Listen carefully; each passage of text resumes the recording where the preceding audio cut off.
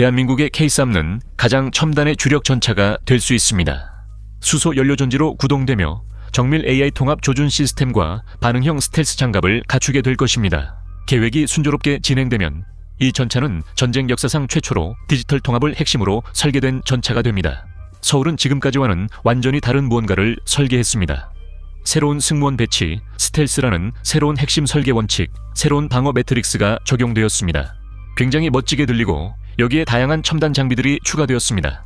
모든 면에서 6세대 전차라고 할 수 있습니다. 이렇게 뛰어나고 세밀한 공학적 설계 덕분에 이 전차의 디자인은 앞에 큰 포가 달린 금속 상자라기보다는 오히려 항공기처럼 보입니다. 그렇다면 이 혁신적인 새로운 설계가 이전의 모든 전차들을 어떻게 압도하려는 걸까요? 서울이 이 전차를 미래 전장의 거대한 존재로 만들기 위해 어떤 독특한 특징들을 부여했을까요? 그리고 아마도 가장 중요한 질문일 텐데 이 전차가 정말 잘 작동할까요? 지금부터 알아보겠습니다. 이제부터는 K3의 개발 역사와 이를 탄생시킨 한국의 환경에 대해 좀 더 자세히 알아보는 시간입니다. 하지만 사실은 우리가 아직도 그 단계에 있다는 점입니다. 왜냐하면 내부적으로 차세대 주력 전차, 즉 NGMBT라고 불리는 이 전차는 아직도 개발 중이기 때문입니다. 이것은 방탄소년단 삼성폰, 그리고 오징어 게임을 선사한 나라에서 앞으로 나올 것에 대한 개념입니다. 그리고 K3가 그런 것들과 비슷하게 나온다면 분명히 혁신적이고 문화적으로 의미 있으며 전 세계적으로 인기를 끌게 될 것입니다. 이것은 2023년 서울국제항공우주 및 방위산업 전시회에서 처음 발표되었습니다. 그리고 첨단 군사 기술로 따지자면 이건 정말 최첨단이라고 할 수 있습니다. 그리고 한번 보세요. 이것은 실제 주력 전차라기보다는 가까운 미래를 배경으로 한 사이언스 픽션 영화에 나올 법한 모습입니다. 만약 미래형 전차를 구글에 검색해보면 이 전차와 비슷한 디자인들이 나올 겁니다. 이건 마치 지능적인 외계 종족이 사용할 법한 전차처럼 보입니다. 저희가 강조하고 싶은 건 이 전차가 매우 멋지다는 점입니다. 매끈한 모서리와 각진 디자인이 최신 로키드 마틴 컨벤션에서 스텔스 폭격기와 전차가 합쳐진 듯한 모습입니다. 그런 행사가 실제로 있으면 좋겠네요. 그리고 이 전체는 소울이 있다고도 할 수 있겠죠. 올리가 이 대본을 썼습니다. 열심히 해봤나요? 코스텔로도 알고 있죠. 그렇다면 이 우주선처럼 생긴 미래형 죽음의 기계를 누가 만들었을까요? 바로 현대입니다. 네, 현대입니다. 여러분 할머니의 자동차를 만드는 그 회사죠. 사실 정확히는 현대 로템인데 현대의 철도 운송과 방위산업 자회사입니다. 사실 이 회사는 이런 일을 하기에 꽤 적합합니다. 왜냐하면 이들은 한국 방위산업의 핵심 업체 중 하나이기 때문이죠. 이 회사는 또한 철도 차량, 고속열차, 트램, 자기부상열차, 제철소, 유아프레스 같은 것도 만들고 대한민국의 다른 두 주력 전차인 K1과 K2 그리고 여러 국가 방위 사업도 수행하고 있습니다. 이런 사실을 알면 기분이 좋으실 겁니다. 빠르고 강력한 한국산 무기를 원하면 이 회사 제품입니다. 이 회사는 K1, K2 전차도 훌륭하게 만들었습니다. 서울의 국방과학연구소와 국방기술품질원, 이름도 참 길죠. 이들은 3부작을 원했습니다. 현재까지 이 프로젝트는 공식 명칭이 정해지지 않아 K3라는 별칭으로 불리고 있지만 K1과 4세대 K2 흑표의 뒤를 잇는 것으로 보입니다. 하지만 이전 모델의 이름과는 달리 가장 최신형의 디자인이야말로 진짜 비브라늄으로 만들어진 것처럼 보입니다. 와쿤다에서 온 것처럼요. 아마도 만화책을 참고한 것 같네요. KI는 한국 군사기술에서 중요한 업그레이드이자 큰 돌파구였으며 2014년에 세계에서 가장 진보된 주력 전차 중 하나로 등장했습니다. 모두가 너무 좋아해서 한국 정부가 한 번 더 잘, 멋지고 치명적으로 만들어라고 했어요. 알면 좋겠네요. 한국 무기 제조업체에게 그렇게 말하는 건 아드레날린 중독자에게 다시 높은 곳에서 뛰어내릴 거냐고 묻는 것과 같습니다. 그래서 현대는 오늘을 위한 주력 전차가 아니라 내일을 위한 주력 전차를 만들기 위해 열정적으로 작업에 착수했습니다. KA 전차는 도입된 지 10여 년에 불과해 군사기술로선 이제 시작 단계입니다. 그러나 현대와 서울은 현재 성과에 만족하지 않았습니다. 2020년대가 시작되며 전쟁이 2010년대와 얼마나 달라졌는지 우리는 이미 봤습니다. 우크라이나와 나고르노 카라바흐 같은 더 현대적인 분쟁들은 이미 기술, 전장 통합, 그리고 미래 전쟁에 대해 새로운 교훈을 주고 있습니다. K3는 이러한 도전과 미래의 도전까지 정면으로 대응하기 위해 설계되었습니다. 그리고 공개적으로 이와 비슷한 것은 거의 없습니다. 이것은 에이브럼스 M1AI SEP V3와 같은 점진적인 서방의 설계를 뛰어넘으려는 시도입니다. 물론 M123는 2026년에 시제품 개발을 시작할 예정이고 레오파드 EA8도 있지만 K3의 목표는 완전히 새로운 무언가를 만드는 것입니다. 진정한 6세대 전차입니다. 전차 개발자들은 자신들의 동기를 이렇게 설명했습니다. 전장 환경이 변화함에 따라 주력 전차의 화력, 지휘 통제, 생존성에 더 많은 변화가 필요하며 이를 통해 더욱 최적화되고 최대의 전투 시너지를 창출할 수 있습니다. 그리고 방위산업이나 기업 용어를 벗어나 쉽게 말하자면 우리는 지금까지 어떤 전차보다도 더 효과적으로 적을 격파하고 싶다는 것입니다. 그리고 보세요. 이 전차가 제대로 만들어진다면 이전의 모든 전차들이 하룻밤 사이에 구식으로 보이게 만들 것입니다. 지금 우크라이나 같은 곳을 보세요. 러시아의 T-72 전차는 마치 마차와 다름없을 정도입니다. 우크라이나 전쟁은 냉전 전차 설계가 2020년대 센서와 드론을 만났을 때의 결과를 보여줬고 그 결과는 좋지 않았습니다. K3는 그런 뼈아픈 교훈을 얻은 후에 만드는 전차입니다. 그렇다면 이 전차를 특별하게 만드는 건 뭘까요? 3부작인가요? 이제 K3의 주요 설계 특징을 살펴보겠습니다. 이 전차는 전통적 배치로 전면에 지휘소, 중앙에 포탑, 후면에 동력 장치가 있습니다. 그리고 거기서부터 옛 전차와의 유사점은 끝입니다. 이 스마트 전차는 다르게 하고 싶어 하기 때문입니다. 이 전차의 승무원 배치는 기존 전차와 달리 독특합니다.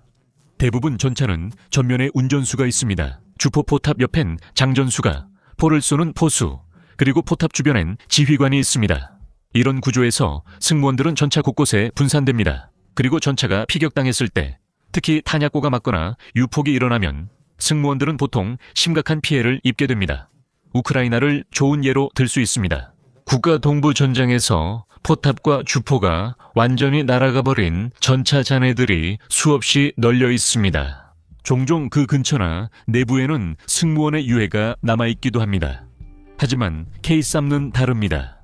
이 전차는 운전수, 포수, 지휘관 등 3명의 승무원이 필요하지만 일부 자료에는 2명만으로도 운용 가능하다고 합니다. 자동 장전 장치가 탑재될 예정이어서 그만큼 한 명이 덜 위험에 노출됩니다. 이런 자동 장전 장치도 피격 시 치명적으로 고장날 수 있지만 K3의 설계는 그런 위험을 줄이도록 되어 있습니다. 3명의 승무원 모두는 전통적인 전차에서 운전수가 앉는 전방 차체에 위치한 장갑 캡슐에 탑승하게 된다고 합니다. 이것은 자동 장전 장치와 탄약 저장소에서 발생할 수 있는 위협으로부터 승무원을 더 잘 보호하기 위한 것입니다. 이런 것이 전차 폭발의 주요 원인입니다. 솔직히 아무리 좋은 신형 전차라도 숙련된 승무원을 대체하기는 훨씬 어렵습니다. 그래서 전차가 맞아도 승무원 피해는 거의 없습니다. 그리고 승무원이 있는 지점을 맞추는 것은 특히 움직이는 표적일 경우 정말 어려운 사격이 될 것입니다. 만약 전차의 나머지 부분이 파괴되고 불이 붙은 상태에서 승무원들이 이 캡슐 안에 갇히게 된다면 어떤 일이 벌어질지에 대해서도 생각해 볼 필요가 있습니다. 한국판 청동 황소 사건과 비슷하지만 이는 미래 대한민국이 해결해야 할 문제입니다. 이 전차도 크기가 꽤 큽니다. 길이가 10.8m, 즉 35피트로 포신을 앞으로 했을 때 전화기 전봇대만큼이나 깁니다. 폭은 3.6m, 거의 12피트에 달합니다. 차체엔 대니, 드비토 3명이 누울 수 있지만 그러면 자동 장전 장치 공간이 부족할 수 있습니다. 데니 드비토가 직접 승무원으로 탈 수도 있겠네요. 탕. 높이는 2.4m, 즉 7피트 10인치로 인공 크리스마스 트리의 평균 높이보다 약간 더 높습니다. 올리 전차는 피격을 피하는 것뿐만 아니라 최대한 숨는 것도 중요합니다. 전화 기둥만큼 긴 물체가 당신을 쏠 수 있다면 숨기기 어렵죠. 하지만 초기 보고서에 따르면 특정 설계 선택 덕분에 K3는 전장에서 매우 탐지하기 어려울 것으로 보입니다. 그게 무슨 의미인지 아시겠죠? 이것은 스텔스 전차입니다. 여러분은 못 볼 수 있지만 전차는 여러분을 볼 수 있습니다. 최신 주간 열상, 광학 장비가 탑재될 예정이며 돈으로 살 수 있는 최고의 장비입니다. 작고 잠재적으로 취약한 관측창을 사용하는 대신 전차 전체에 카메라와 센서가 가득 장착되어 디지털 디스플레이를 통해 360도 파노라마 뷰를 제공할 수 있습니다. 승무원들이 착용하는 헬멧에 가상현실 기술까지 도입될 수 있다는 보고도 있습니다. 이를 통해 전차 주변에서 일어나는 모든 상황을 한눈에 볼 수 있게 됩니다. 전차 승무원 시야 확보는 위협 파악에 매우 중요합니다. 전차는 측면과 후방에서 특히 취약하며 이곳들은 적과 직접 교전하지 않는 곳입니다. 이러한 기술 덕분에 이론적으로는 그 문제를 완전히 해결할 수 있습니다. 그리고 동시에 가장 멋진 지상 차량을 운전할 수 있게 되는 거죠. 멋지지 않습니까? 이렇게 해서 여러분의 흥미를 돋을 만한 주요 요소들에 대한 전반적인 개요를 살펴봤습니다. 하지만 이 전차에서 정말 혁명적인 점은 그 전차 자체가 아무리 멋지더라도 꼭 전차 그 자체는 아닙니다. 진짜 혁신적인 것은 바로 그 연료원입니다. 이 전차를 움직이게 하는 것은 무엇일까요? 바로 수소입니다. 맞아요. 수소입니다. 완전히 작동할 때 이 전차는 수소 연료전지로 움직이게 됩니다. 이제 미래에 오신 것을 환영합니다. 초기 모델은 수소 추출과 물류 비용 등 지루한 문제로 이 기술을 활용할 수 없다는 점을 알아두어야 합니다. 수소 연료 전지는 이미 존재하고 있고 일부 분야에서 매우 느리게 제한적으로 도입되고 있습니다. 이 탱크가 실제로 본격 생산에 들어갈 즈음, 즉 2040년쯤이면 이런 문제들은 이미 오래전에 해결되어 있을 것이고 수소 산업은 매년 계속 성장할 것이라는 게 핵심입니다. 지금 무슨 생각하시는지 압니다. 힌덴부르크 참사 영상을 보고 사이먼, 수소는 정말 인화성 강하지 않아 라고 생각하실 겁니다. 이해합니다. 네, 맞습니다. 하지만 대부분의 전차가 이미 사용하는 디젤도 마찬가지로 인화성이 강합니다. 간단히 말해서 수소가 인화성이 있다는 건 전쟁터에서 걱정해야 할 문제 중 가장 작은 부분입니다. 그리고 수소 화재는 디젤 같은 연료보다 더 빠르게 타오르는 경향이 있어서 오히려 승무원 생존율을 높이는 데 도움이 될 수 있습니다. 수소는 위험하지만 전쟁터에서 총을 맞는 것도 위험합니다. 이런 물류 문제와 아직 수소 탱크가 없는 상황에서 여러분은 현대 본사에 가서 내 수소 스텔스 탱크 어디 있어? 이 자식들아 라고 외치고 싶을 수도 있습니다. 경비가 여러분을 끌어내고 평생 출입 금지를 당하기 전 아직 희망이 남아있다는 말씀을 드리고 싶습니다. 초기 모델들은 대신 듀얼 모드 수소 디젤 시스템을 갖추게 될 예정인데 완벽하진 않지만 전 세계에서 주력 전체 수소가 통합되는 첫 사례 중 하나가 될 것입니다. 그러니 수소 팬이라면 뭔가 얻어가는 셈이죠. 대한민국은 내연기관에 대한 의존을 천천히 줄이려고 노력해왔습니다. 하지만 그것이 지구를 위한 선의에서 나온 것이라고 생각하지 마세요. 수소 연료는 디젤 사용보다 훨씬 더 많은 군사적 이점을 제공합니다.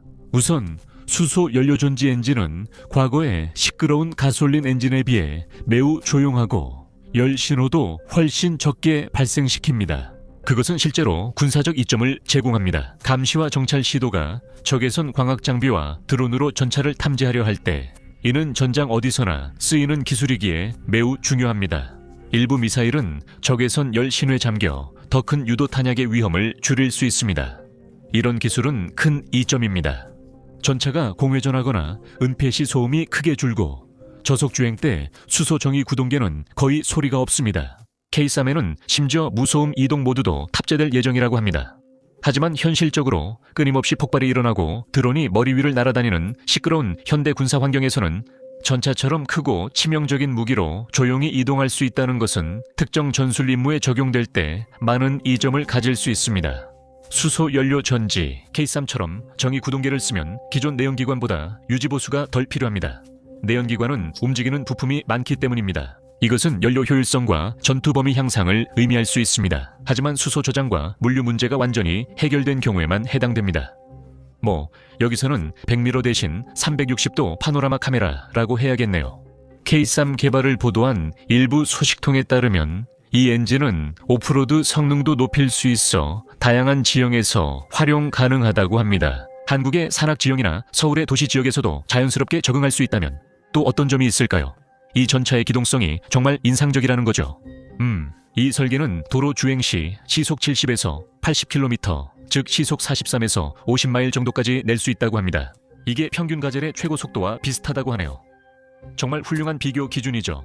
우리 모두 가젤의 속도에 아주 익숙하니까요. 이건 M1 에이브럼스 전차의 기본형 속도와도 비슷합니다. 일부 개조를 하면 에이브럼스는 오프로드에서 더 빠르게 달릴 수 있습니다. K3는 시속 약 50, km로 31마일까지 속도를 낼 수 있는데 이는 2008년 베이징 올림픽 100M 우사인 볼트보다 약간 느립니다. 또한 소음과 열을 줄여 은밀성을 높이기 위해 고무 트랙도 장착될 예정입니다. 하지만 고무 트랙은 금속 트랙보다 현장에서 경미한 손상 시 쉽게 수리할 수 없는 단점이 있습니다. 트랙이 충분한 탄약에 공격당하면 기동성을 완전히 잃을 수도 있습니다. 하지만 이런 점은 금속 트랙에도 일반적으로 해당되며 추가적인 은밀성을 얻는 것이 아마 그 대가를 치를 만한 가치가 있을 것입니다. 목표 전투 중량은 약 60톤으로 코끼리 10마리 정도며 실제로 에이브럼스보다 가볍다는 의미입니다. 현재 KI의 능동식 유기압 형하 장치를 고려할 때 더 발전된 버전이 거의 확실하게 K3에 적용될 것으로 보입니다. 이것은 더 빠른 가속, 짧은 노출, 조용한 주행, 낮은 탐지, 긴 주행 거리 등 작전상 이점을 제공합니다. 또한 수소 저장 조건에 따라 최대 약 500km로 300마일까지 주행 가능하다는 점을 고려하면 기동성을 우선한 설계까지 더해져 꽤 잘 완성되고 있는 것 같지 않나요? 이 차량은 빠르고 기동성이 뛰어나며 스텔스 성능까지 갖추어 미래 전장에서 많은 잠재적 이점이 있을 것입니다. 솔직히 누구나 빠르고 스텔스 성능의 트럭은 만들 수 있습니다. 진짜 중요한 건 그에 맞는 치명적 위협을 갖춰야 한다는 점입니다. 그렇다면 죽음을 다루는 데 있어서 K3는 어떤 무기를 제공할까요? 치명적인 매력인가요? 이건 꽤 빠르고 쉽게 끝날 겁니다. 마치 당신 어머니처럼요. 그 이유는 K3가 공격 무기가 많지 않기 때문입니다. 하지만 스텔스 탱크의 무장을 약하게 보지 마세요. 단순할 뿐이지 절대 약하지 않습니다. 가장 큰 것부터 시작하죠. 130mm 활강포가 장착된 무인 포탑으로 약 5km 떨어진 표적까지 공격할 수 있습니다. 이미 성공적으로 테스트도 마쳤다고 합니다. 좋은 소식이죠.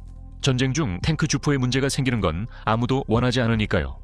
이를 보완하는 것은 다목적 대전차 유도 미사일 세트로 첨단 모드를 갖추고 있어 시야 내 교전뿐만 아니라 시야 밖 교전도 가능합니다. 네, 이 스텔스 탱크는 너무 은밀해서 당신이 보지도 못한 채로 공격할 수 있습니다. 꽤나 무서운 일이죠. 포탑에는 원격 조종 무장 시스템이 있어 12.7mm부터 30mm까지 다양한 무장을 장착할 수 있습니다.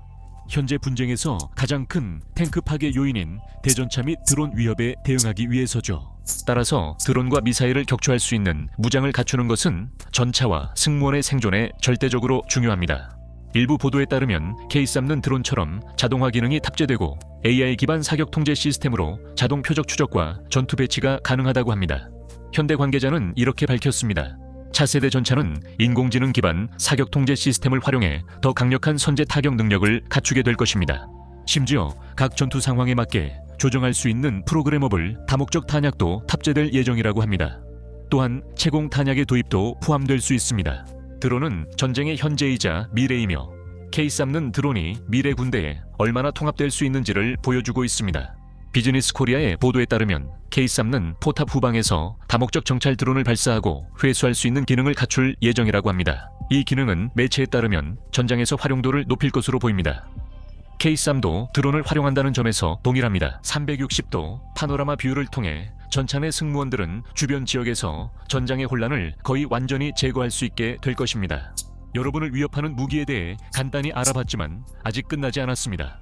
왜냐하면 이 전차는 공격적으로 매우 뛰어나고 적군을 타격하는데 좋은 무기들을 많이 갖추고 있지만 실제로는 자신이 공격당하지 않는데 더 중점을 두고 있습니다. 왜냐하면 솔직히 말해서 아무리 강력한 화력을 가지고 있어도 자신을 보호하지 못하면 아무 소용이 없기 때문이죠. 그리고 방어적으로 말하자면 K3는 이제 정말 많은 강점을 가지고 있습니다. 보시다시피 말이죠. 그렇다면 K3의 포탑이 바늘 공장 풍선처럼 터지지 않으려면 어떻게 해야 할까요? 자, 그럼 현재 존재하는 전차의 가장 치명적인 기술부터 살펴보고 K3가 이를 어떻게 대응할 계획인지 알아보겠습니다. 미사일과 드론, 그리고 열추적 미사일은 스텔스 기술이 있더라도 모든 전투 차량에게 문제입니다. 열 신호를 줄이거나 숨길 수는 있지만 완전히 없애긴 어렵습니다. 만약 미사일이 K3를 포착한다면 그것 자체로도 쉽지 않은 일입니다. 왜 그런지 곧 설명드리겠습니다. K3에는 방향성 적외선 대응 장치라고 불리는 시스템이 탑재될 것입니다. 이것은 기본적으로 레이저를 사용해서 열추적 미사일을 혼란시키거나 눈멀게 하여 미사일이 목표를 벗어나도록 하는 장치입니다. 또한 능동 방어 시스템 또는 트로피라고 알려진 능동 방어 시스템을 사용할 수 있는데 이 시스템은 미사일이나 퍼스트 퍼슨 뷰 드론과 같은 접근하는 위협을 탐지하는 것을 목표로 합니다. 충돌하기 전에 위협을 파괴해서 전차가 피해를 입지 않도록 보호합니다. 하지만 전체는 자체 제모도 탑재되어 있기 때문에 드론이 애초에 너무 가까이 접근하는 일도 드물 것입니다. 늘 존재하는 하늘 위 위협에 대응하도록 설계됐습니다. 수백만 달러짜리 전차가 수천 달러짜리 드론에 의해 파괴될 수 있는 상황에서 제모는 군인에게 총과 탄환만큼이나 필수적인 장비가 되었습니다. K3는 2022년 우크라이나 침공 이후 모두가 인식하게 된 드론을 주요 위협으로 간주합니다. 현대자동차의 영리한 선택이지만 사실 무기들이 K3을 겨냥하는 것조차 쉽지 않습니다. 왜냐하면 이미 들으셨는지 모르겠지만 이 전차는 스텔스 전차이기 때문입니다. 이제 이 전차가 어떻게 그림자 속에 숨는지 마치 일본 봉건시대의 닌자처럼 설명해 드리겠습니다. 우선 이 전차의 위장은 메타 물질로 만들어졌습니다. 메타 물질은 자연에 없는 특성을 만들기 위해 인공적으로 설계된 물질로 특정 파장에 빛이나 소리를 흡수하거나 굴절시킬 수 있습니다. 이렇게 하면 전차의 레이더 신호가 줄어들어서 적의 레이더에는 전차처럼 보이지 않게 됩니다. 크기와 형태를 왜곡시켜서 말이죠. 이로 인해 레이더 유도 탄약이나 감시 시스템이 전차를 발견하고 정확하게 식별하는 것이 훨씬 더 어려워집니다. 이렇게 하면 이미 줄어든 열 신호도 열화상 장비나 적외선 카메라를 장착한 드론, 그리고 적외선 유도 미사일 등으로부터 숨기는 데 도움이 됩니다. 이 기술의 제한된 버전은 이미 폴란드에 수출된 KI 변형에 적용됐습니다. 그래서 K3가 차세대에서 이 기술을 더욱 발전시키고 기본 사양으로 적용하려는 것은 당연한 일입니다. 이 모든 것에 더해 전반적으로 매우 조용하고 열 신호도 적습니다. 수소 연료 전지가 도입되면 말이죠. 적이 어떤 방식으로 탐지해도 이 전차를 발견하기는 매우 어렵습니다. 다만 몇 가지 주의할 점이 있습니다. 이 기술이 전차가 본격적으로 대량 생산될 때쯤 얼마나 효과적일지는 아직 두고 봐야 합니다. 하지만 이 기술이 제대로 작동한다면 정말 놀랍고 효과적인 스텔스 전차가 될 것입니다. 좋아요. 그럼 운 좋게도 당신이 믿는 신의 은총으로 이 조용하고 거의 탐지되지 않는 전차를 실제로 맞췄다고 가정해 봅시다. 이제 어떻게 할까요? 그냥 폭발해서 당신이 이기는 걸까요? 글쎄요, 아마 그렇지 않을 겁니다. 왜냐하면 이 전차는 정말 강력한 방어력을 가지고 있기 때문이죠. 군사 전문가 메이슨 존 핵은 K3에 대해 보도하면서 K3의 장갑에는 훨씬 더 진보된 기술이 적용된 것으로 알려졌다고 말했습니다. 이로써 공간과 무게 문제가 해결되고 성능이 향상됐습니다. 그의 말이 궁금하시죠? 제가 설명하겠습니다. K3는 강철, 세라믹, 복합 소재로 만든 모듈식 장갑 시스템을 갖춥니다. 이는 여러 의미를 가집니다. 모듈식이라는 것은 손상된 장갑 부분을 더 쉽게 교체할 수 있고 심지어 교환도 가능하다는 뜻입니다. 탱크가 처하게 될 환경이나 임무에 따라 장갑은 3개의 층으로 구성됩니다. 첫 번째는 관통형 무기를 막기 위한 고경도 강철판입니다. 두 번째 층은 산화물이 없는 세라믹 층으로 투사체의 힘을 분산시키고 산산조각 내도록 설계되었습니다. 또한 성형 작약탄 공격을 더 예측 가능하고 생존 가능하게 만듭니다. 세 번째이자 가장 바깥층은 접근 탄약을 방해하려 바깥쪽으로 폭발하는 반응 장갑입니다. 이로 인해 K3는 열탄과 로켓 추진 유탄 같은 것들을 포함한 운동 에너지 및 화학 에너지 투사체를 견디는 능력이 더 뛰어납니다. 이는 충돌 전에 약간 튕겨내고 열탄이 전차를 휴지 조각처럼 만들어버리는 상황을 방지합니다. 그건 K3에겐 이점이지만 다른 전차 포탄을 마법처럼 막지는 못할 겁니다. 하지만 제대로 작동한다면 K3가 그런 공격에 덜 취약해지고 내부 장갑에 있는 승무원들에게도 훨씬 덜 치명적일 것입니다. 그렇다면 이 전차와 승무원에게 잠재적으로 위협이 될 수 있는 것은 또 무엇이 있을까요?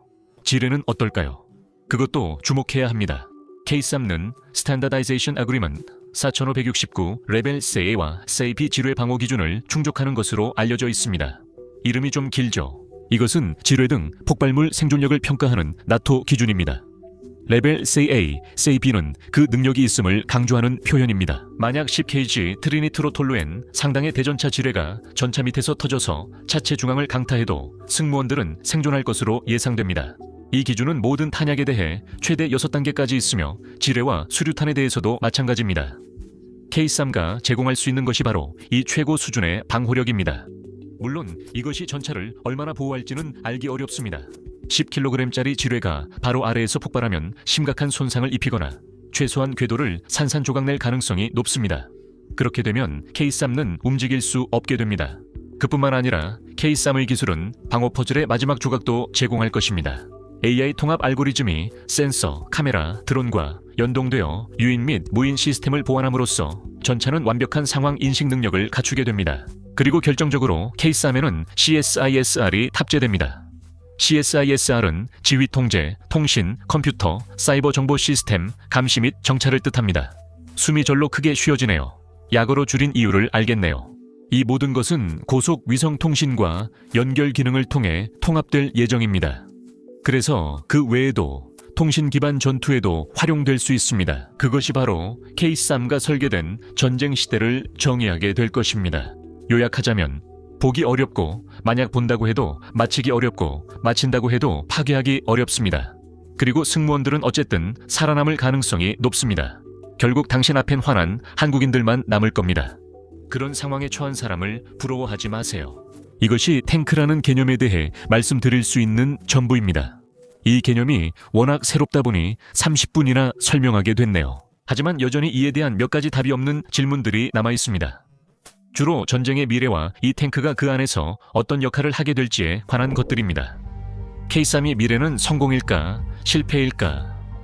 그래서요, K3는 2040년에 본격적으로 양산될 것으로 예상되지만 일부 소식통에 따르면 2030년대 후반에 처음으로 통합되어 배치될 것이라고도 합니다. 그리고 그건 모든 일이 계획대로 제 시간에 진행된다는 전제하에 가능한 일입니다. 군수 조달에서는 그게 당연한 일이 아니죠. 현대 로템 측의 말입니다. 이 차세대 전차는 오늘날의 주력 전차들이 가진 모든 능력을 뛰어넘으며 미래 전쟁을 위한 최신 기술로 더욱 효율적인 임무 수행을 제공합니다. 그리고 그들이 맞을 수도 있습니다. 하지만 한 가지 의문이 듭니다. 미래 전쟁이란 무엇일까요? 오늘 이 스텔스 전차에 대해 긍정적으로 말한 이유가 있습니다. 정말 대단해 보입니다. 하지만 이 설계는 꽤 강한 가정에 기반하고 있습니다. 그것은 바로 2040년이 되었을 때 전차가 전쟁에서 여전히 의미가 있을 것이라는 점입니다. 여기에는 내일의 전장이 오늘과 비슷하다는 가정이 있지만 오늘의 전장은 10년 전과 완전히 다릅니다. 그때가 되면 전차가 지금까지 그랬던 것처럼 전장에서 굳건한 존재로 남아있을까요? 아니면 그렇지 않을까요? 정교해진 드론, 저렴한 유도탄, 전파방해 방지로 특화 전차는 크고 비싼 표적이 되고 실제로 쓸 수 있는 상황도 제한적이지 않을까요? 유인 전차는 또 어떻게 될까요? 무인 전차가 더 효과적이라는 것이 증명될까요? 만약 그렇다면 서울은 한 바구니에 너무 많은 것을 쏟아부은 셈이 됩니다. 2040년까지 수소연료 경제와 물류 체계는 얼마나 강력해질까요? 또 약간의 손상만으로도 많은 기술이 쉽게 무력화될까요? 그리고 전차와 그 기술이 악천후에서 어떻게 성능을 발휘할 것인가 하는 문제도 있습니다. 전쟁이 어떻게 전개될지에 대해 우리가 모르는 것이 너무 많습니다. 그리고 전차가 아직 개발 개념 단계에 있기 때문에 우리도 그에 대해 모르는 것이 많습니다.